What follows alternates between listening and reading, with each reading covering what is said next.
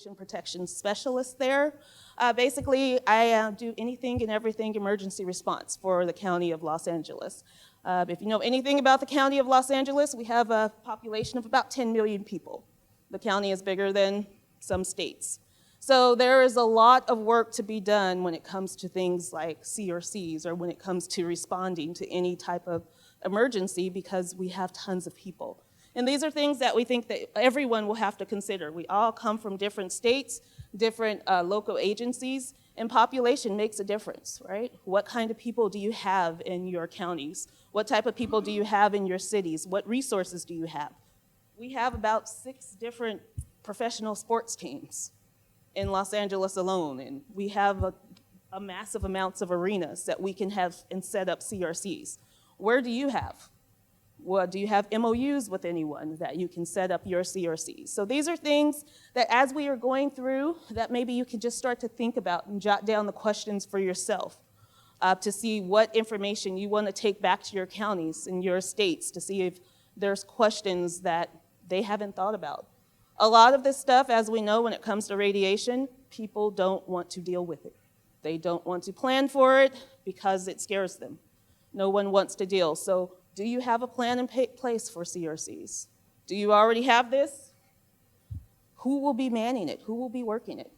Where are you getting your resources for people to set it up? So these are all very good questions, and this training is really just to kind of get you started in answering those questions and also understand how you're going to get that information to these people.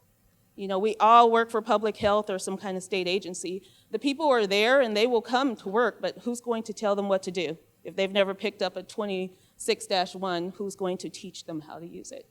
So these are all things that we're hoping that these modules and this training will help you help train others. So with that, we'll try to move as quickly as possible through the module. By the end of this module, you basically will kind of get an idea of the role of public health during a radiological emergency. Can I just get an idea of how many people are for public health? Anybody or state? So we have a few public health people, and the great thing about public health, we get to deal with the public. So that's always fun and exciting. But we are going to explain the role of public health. We're going to also understand the purpose of a CRC. That's your ultimate goal here. Why would you stand one up? When you stand one up? And explain the need for radiation volunteers. The great thing about CRCs, right, is you will need a lot of people, and we will need a lot of volunteers. And it may not be just from your office. In Los Angeles alone, we have about 16 people who work in the radiological management office. How many people do you have in your radiation management office? How many people do you have in your public health department that know how to use equipment? So these are things we might have to go outside and get those volunteers who can come in and help us out. So this is where we're going to start with just a simple overview. And I really wish there was a slide somewhere so I didn't have to do this. So forgive me if I turn my back to you. Basically, the role of public health, as we know, we are there for the people, right? We are there to basically protect the population, protect the public, make sure that everyone's safe. And during a radiological emergency, that means we want to protect the public from any radiological hazards, contamination. So if anything is massive, if IND, there's contamination component, will have to deal with that. And the question is, who is going to deal with that? And the answer is you and me. We are the ones who are going to deal with that. We have to protect the population. If you're familiar with emergency support functions, which I'm sure you are, you will understand that the different sections, whether they're federal and state, they all come together to make sure that certain things work, whether that's transportation, whether that's public health, hospitals, and there's all these emergency support functions. And public health is one of those functions. Public health is ESF 8, and that's usually making sure that the public is protected. And that's where this falls. The CRC will fall under that ESF 8. And we will make sure that the public is protected from contamination. And if there is contamination, well, we will need to decon them, right?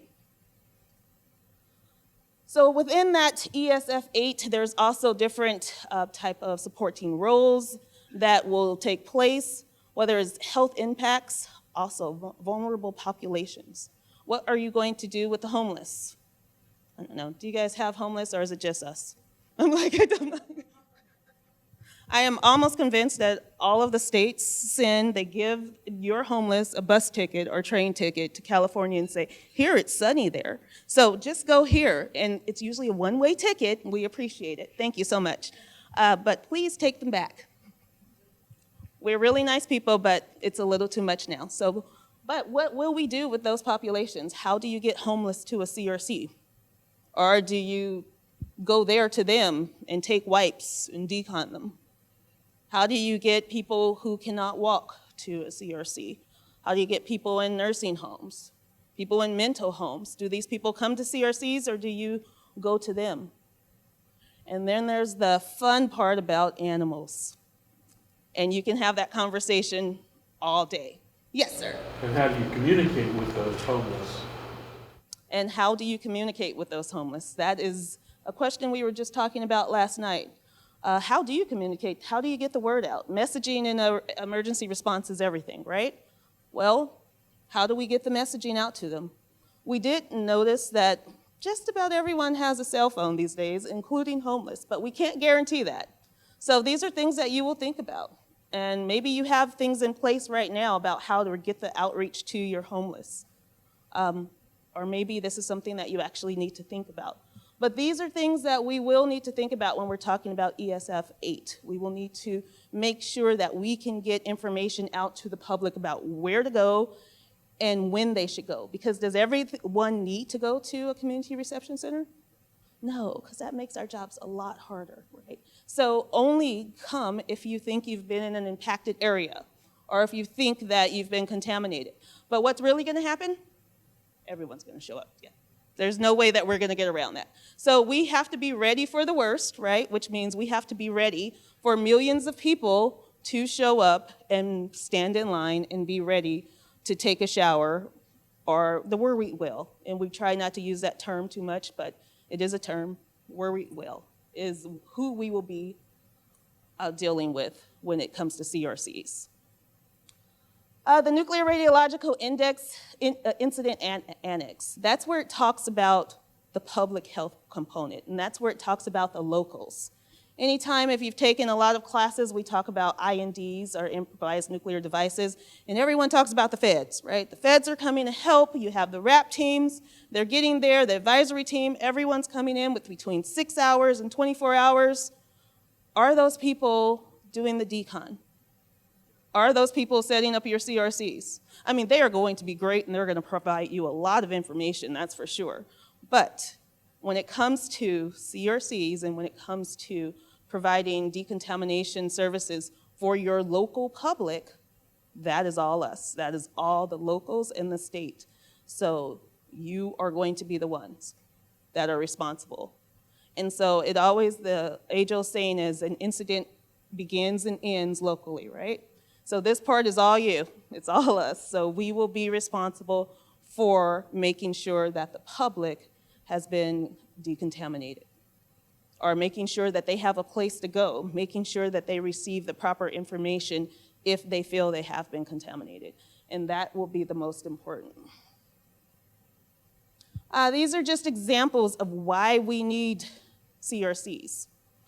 We all remember, I think most of us in this field are familiar with the example in Brazil, and I never say Goiânia because I always say it wrong. But if you recall, there was the cesium source, and they took it to a scrapyard. Someone decided to put a pin and try to drill through it to get the nice, pretty little blue stuff out, and before you know it, everyone's passing around to their friends and talking about how pretty it is. And I wonder what that happened now. Let's hope not. But it is interesting how nonchalant it was. They just found this and they just started passing it around. And before you know it, you had 112,000 people that, needed to be not decon, but needed to be monitored. 112,000 people. So think about your areas, whether it's your county or a city. Do you have 112,000 people that you would expect at a CRC? And would you expect all those people at one CRC? So these are things that you have to think about. In Brazil, we also have 4 deaths. So these are other things that you have to think about too. We're talking about CRCs today, but what do you do with death when they're contaminated or when they're radioactive? So these are all things that you will have to think about when we're talking about any radiological incident. And most recently, we were all aware of Fukushima. And what was your role in Fukushima? I know we had a role. We did a lot of air sampling. Did you all have a role in Fukushima at all? Whether you went there or did your public complain? I mean, once public complains, we really have a duty to respond somehow. So even if it's just putting messaging out there or if it's doing any kind of monitoring, but if people are worried in the public and we're public health and we don't do anything, well, I don't know if that goes over too well. So once again, these 2 are just incidents of why or how a CRC or when a CRC would be set up. These are incidents, something has happened, people were in the area of where it happened.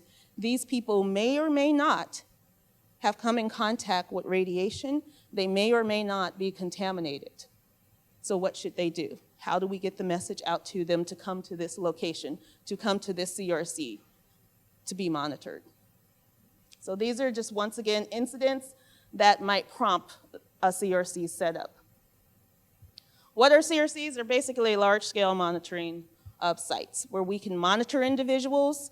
If they are contaminated, we can put them through a decon process where we might have showers set up.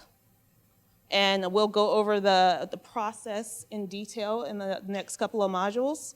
But they are just large-scale places where we can do monitoring and decon efforts. And a lot of this we actually got used to because we went through COVID for 2 years, right? So if you think of kind of how those COVID pods, if you did any type of vaccination pods, how they were set up. So a lot of this is kind of getting us to the point to where we now have a little bit of an idea of what to do or what to expect in a CRC.